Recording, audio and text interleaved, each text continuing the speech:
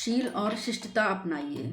शिष्टाचार की भावना और नियमों का विवेचन करने से यही प्रतीत होता है कि इसका ठीक पालन वही व्यक्ति कर सकता है जिसे बाल्यावस्था से इसकी प्रेरणा दी गई हो और अभ्यास कराया गया हो। जो लोग ये सोचते हैं कि घर के भीतर आपस में शिष्टाचार दिखाने की क्या आवश्यकता है, वे वही बड़ी भूल करते हैं। यदि बालकों को आरंभिक जीवन में ही इसकी प्रेरणा नहीं दी जाएगी और वे आपस में अथवा अपने माँ बाप बड़े भाई से अशिष्टता का व्यवहार करते रहेंगे, तो आगे चलकर इसके लिए बाहर वालों के साथ ही शिष्टाचार के नियमों का पालन करना असंभव होगा। जिन घरों में बड़े लोग आपस में लड़ते झगड़ते रहते हैं, परस्पर अशिष्ट व्यवहार किया करते हैं, उनके बच्चे भी उद्दंड और अविनयशील बन जाते हैं तथा दूसरों के साथ प्रायः असभ्यता का व्यवहार करने में संकोच नहीं करते हैं। कुछ अधिक आयु होने पर जब बालक स्कूल जाने लगते हैं, तब शिक्षकों पर यह उत्तरदायित्व हो जाता है कि वे बालकों को शिष्ट, सुशील और सदाचारी होने की शिक्षा दें। यद्यपि स्कूलों में पढ़ाई जाने वाली पुस्तकों में कितने ही पाठ इन सद्गुणों की शिक्षा के संबंध में भी रहते हैं, प्रायः मास्टर लोग इनको तोते की तरह रटा देते हैं। उनके वास्तविक तत्व को हृदयंगम कराने की कोई चेष्टा नहीं करते। मास्टरों से उसकी आशा भी कैसे की जाए जब वे स्वयं इस संबंध में ना तो विशेष जानकारी रखते हैं और न तदनुसार आचरण किया जाता है।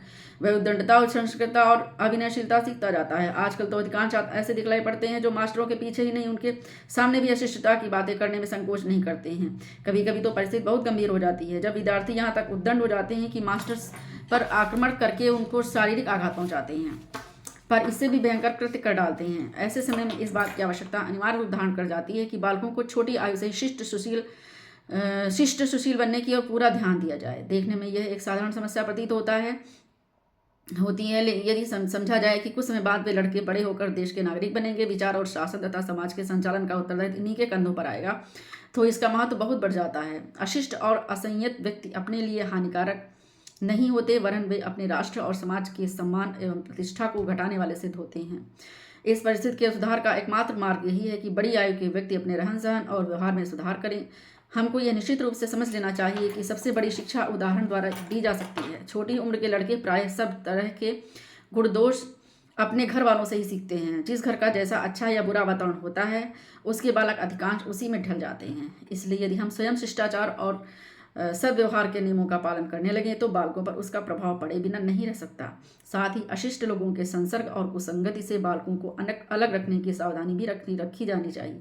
हमको यह अच्छी तरह से समझ लेना चाहिए कि बालकों की मनोभूमि में जैसा बीज आरंभ में बो दिया जाता है, वैसा ही फल बड़े होने पर उत्पन्न होता है।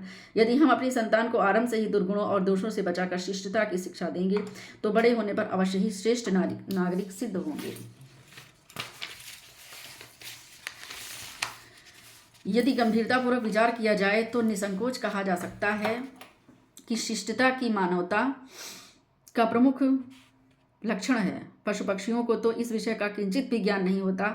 इनका जीवन पूर्ण रूप से नैसर्गिक होता है, इसलिए वे अपने निश्चित रहन सहन से जरा भी नहीं हट सकते। हमारे लिए ये बड़े सौभाग्य का विषय है कि इस दृष्टि से हमारे पूर्वज अति प्राचीन काल से शिष्टता और सभ्यता के नियमों का पालन करते आए हैं तथा आज भी उनके इस उत्तराधिकार का अंश जहाँ तहाँ देखने को मिलता है। भारतवर्ष का अतिथि सत्कार, दान प्रणाली, गुरुजनों की पूजा और सेवा आदि बातें जगत प्रसिद्ध हैं। ये सब शिष्टता के ही अंश हैं। प्राचीन काल में जिस प्रकार पैर धुलाकर अर्घ्य, आचमन, आसन आदि से किसी अनजान अतिथि की खातिर की जाती थी, उसका उदाहरण संसार में कहीं भी नहीं मिल सकता है।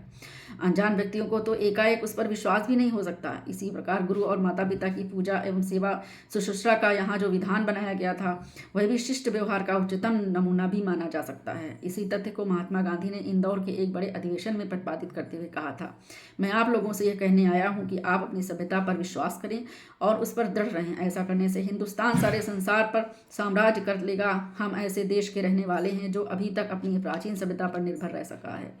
हमारे प्राचीन शास्त्रों और वेदों में जगह जगह वही उपदेश दिया गया है कि हम समाज में रहते हुए ना कोई अनुचित कर्म करें और ना किसी का अनहित करें, क्योंकि मनुष्य के लिए सबसे बड़ा कर्तव्य और प्रशंसा का कार्य यही है कि वह दूसरों के साथ ऐसा व्यवहार करे जिससे उसका चित्त प्रसन्न हो। हमको दूसरों के प्रति किस प्रकार का सद्भावना रखनी चाहिए, इसका उदाहरण देने के लिए कुछ लोग गांधी जी की मेज पर 3 बंदरों की मूर्तियों का जिक्र किया करते हैं। इनमें से एक ने अपना मुंह बंद कर रखा है, दूसरे ने कानों को, तीसरे ने आंखों को बंद कर रखा है। इसका आशय यह है कि मनुष्य को ना तो किसी कठोर शब्द उच्चारण करना चाहिए, ना किसी की निंदा सुननी चाहिए और ना किसी बुरे कार्य को देखना चाहिए। कहा जाता है ये तीनों बंदर कोई चीन निवासी गांधी जी को भेंट दे गया था, पर हमारे वेदों में कितने ही हजारों वर्ष पहले इन बात की बहुत मार्मिक शब्दों में कह दिया गया है।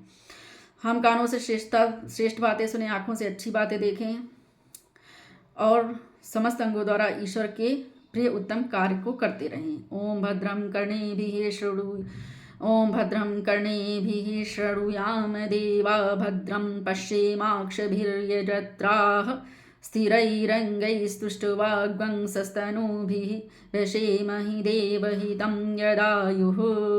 हम कानों से श्रेष्ठ बातें सुने, आँखों से अच्छी बातें देखें और समस्त अंगों द्वारा ईश्वर के प्रिय उत्तम कार्य ही करते रहें। यही भारतवर्ष की प्राचीन सभ्यता का आदर्श है। आजकल बात बात में थैंक यू, धन्यवाद का उच्चारण करते हैं, प्रायः कहने वाले के मन में तनी भी सद्भावना सहानुभूत नहीं होती, बल्कि बहुत से व्यक्ति तो धन्यवाद कहते हैं और ऊपर से बड़ा शिष्टाचार दिखाते हैं, मन में द्वेष भावना भी रखे रहते हैं।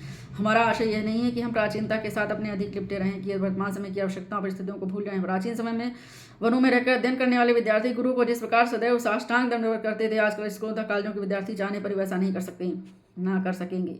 साथ ही ठीक समय पर प्रत्येक कार्य करना, किसी का समय व्यर्थ में खराब न करना, अपने वचन का यथाशक्ति पालन करना आदि जो अच्छे गुण विदेशियों में हैं उनको भी ग्रहण करना अनुचित नहीं कहा जा सकता है। इस मार्ग पर चलने से हम अवश्य शिष्टता के सद्गुण को एकत्रित कर सकेंगे। शील एवं शिष्टता मनुष्य के मानसिक विकास के प्रचायक हैं। जिस अनुपात से मनुष्य का मानसिक विकास होता जाता है, उसी अनुपात से वह पशुता से उठकर मनुष्यता की ओर बढ़ता जाता है। इस प्रकार शनैः शनैः बढ़ता हुआ अपने आप स्वरूप तक पहुंचकर निरंतर सुख शांति का अधिकारी बन जाता है। राधे राधे।